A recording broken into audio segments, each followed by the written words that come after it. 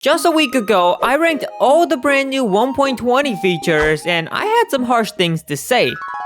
For the time being, this is all we have and it sucks. But I kind of also missed the dig sites. Only 4 Pottery Shards. Hello sir, let me just move you real quick. Okay. Yep, there we go. Fast forward to today, and it's like Mojang took offense to that, and now they have released a brand new snapshot, which in itself is still a better update than the B update. I'm still salty about that pathetic update. Coincidentally, all the brand new features fix all the criticism I had about Minecraft 1.20. Let's start with Archaeology. Yeah, they fixed it. Now, what you see before me is the brand new trail ruin structure, and it's essentially a new structure for Archaeology where you can explore and find new things. Now, it still works the same as before where you just find suspicious sand or the brand new suspicious gravel and just mine it all up with your little brush, and sometimes you get a flower pot. But on the occasion, you can stumble across a Pottery Shard, and there's one thing I want to say about the brand new Pottery Shards. They added 16 brand new Pottery Shards. You heard that right, 16! We went from 4 to 16. Remember when I said 4 was not enough? Mojang responded by saying, "Is this enough now, Access? Are you happy now?" Yes, I am. See, yeah, okay, the loot is just so mediocre but also fun. That's the whole fun point of it. You don't know what to expect. You can get a candle, Pottery Shards, or a random pot. Another massive change with the Archaeology system is the integration of the Sniffer's Egg into it. Now what you have to do with the Sniffer's Egg is instead of finding it in a typical chest, you have to try to brush it out from suspicious sand.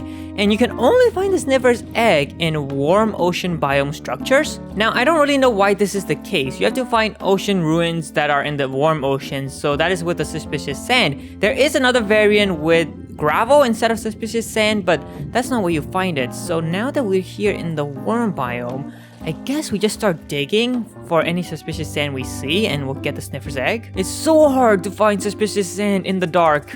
Ooh, but I found one. I found one sneaking on the side over here. What's in there? That looks like a banana.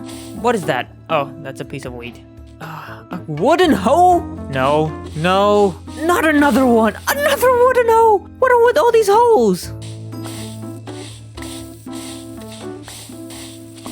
The only okay, never mind. I didn't even know what I was gonna say. Oh, another Sniffer Egg. Let's go, dude. I can't believe I'm gonna say this, but I kind of enjoyed all of that. I mean, I completely messed this place up, but I think I can officially say that the brand new ocean ruins are my favorite structures. Look at this. And I went through every single suspicious sand. We got 2 Sniffer Eggs. You got your wheat for days. You got a couple of hoes in there, an iron axe, some Pottery Shards, and a couple of buried treasure maps. I mean, these things have officially become one of the most OP structures in the game.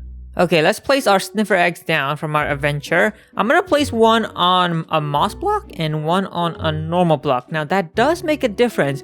A normal Sniffer Egg would hatch in 20 minutes, but if you place it on top of a moss block, apparently it hatches in 10. While that does its thing, let's actually check out the brand new Pottery Shards. Have a look at this. We had 4 before, okay? We had this one, I believe the arrow and the human, and now we have all of this brand new stuff. Love it, Mojang. Thank you so much. 20 Pottery Shards in total. Now that is gonna take you a while to explore and get, alright? Now that makes Archaeology a lot more fun. And along with those Pottery Shards, you also have the brand new armor trims, alright? Mojang just keeps on adding these. That brings our total to 16 armor trims. That is ridiculous. I mean, look at these brand new ones. They're alright, right? They're a welcome addition. You can do some combinations with that. But my favorite is the silence. First off, just the armor trim texture looks so cool. Look at the skulk. I mean, these things are okay. I mean, they're a little bit lame, but look at that. That is absolutely amazing. I want to wear it now, okay? I literally look like a walking warden. This is so cool, dude. I love all this new stuff. And also, apparently, the Dune armor trim had a redone on the redesign, so apparently this is the brand new one. So I'm not really sure about that. Okay, another thing I want to check out is this brand new block that Mojang added from nowhere, and that is this Calibrated Sculk Sensor using amethyst shards and a sculk sensor. And I don't understand how it works too much, but it does look really cool. Just look at that integration of textures into the block. One thing is, this block looked like the most modded block in the whole entire game, so that's a little bit out of the blue for Mojang, but I like it, you know. What you can do with it is apparently you can use this block of amethyst to transfer like wireless redstone? Hold on a minute, I've been doing this all wrong. I've just looked up a tutorial on how this works.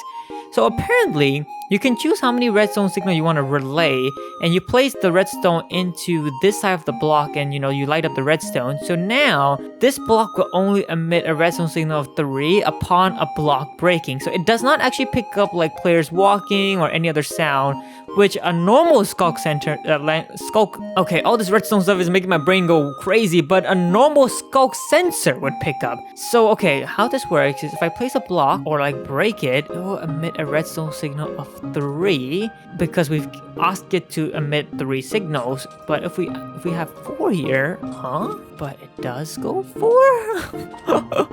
I don't know how this works. No, okay, I don't know. Alright, my brain's going crazy.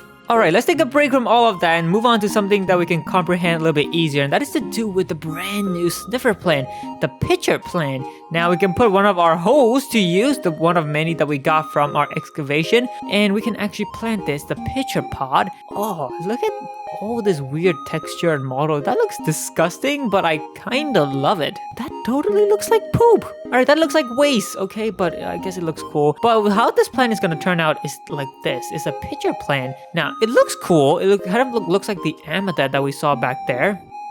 It just gives you cyan dye. I mean, cyan dye is cool, but I would expect the pitcher plant to do something a little bit more than just gives you cyan dye. It looks cool, but again, it doesn't do anything. That's my problem with the Sniffers plant. And if you're wondering, the torch plant still doesn't light up, so that's a big issue people had. I don't really care about it, but there you go.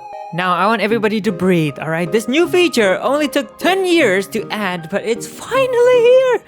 You can have double-sided signs, so you can actually write on both sides of the signs now, and that goes for any sign you go. So you can go this sign, right? You can place that down, and then you can come to this side, and you can write anything, so there you go. Also, one thing you can do is change what's written on the sign by just clicking on it and editing instead of actually having to break the block. So now you can just go onto any sign and edit as much as you want, and if you want people to not edit your signs, you can just simply take a honeycomb and then place it on the sign, and now it's completely permanent. But the only thing is, I wish you could make the one side permanent and perhaps leave the other side open, but now, as of now, if you make the sign permanent, both sides stay permanent. Hey dude, how's it going? Your plants are looking beautiful. What have you been using? What's the fertilizer? Get away from me!